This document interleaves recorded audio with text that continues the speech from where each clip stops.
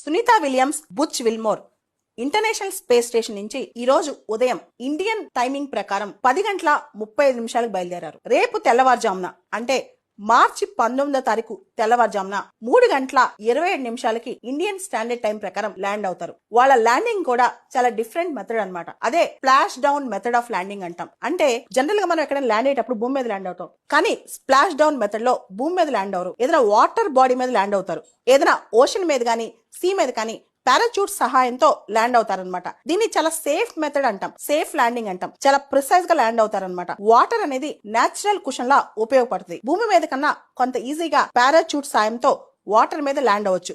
ఇది చాలా conventional old method of landing అనమాట. ఈజీలీ యాక్సెసిబుల్ ల్యాండింగ్ అని కూడా అంటారు. దీని వల్ల క్రూ రిట్రీవల్, ఎవరైతే ఆస్ట్రోనాట్స్ కిందకు వస్తారో వాళ్ళని తిరిగి తెచ్చుకోవడం కూడా చాలా ఈజీ అవుతుంది అనమాట. ఇది చాలా క్విక్ మెథడ్ అని కూడా చెప్పొచ్చు. ఇంతకు ముందు నాసా వాళ్ళు లాంచ్ చేసిన జెమినీ కావచ్చు, అపోలో కావచ్చు,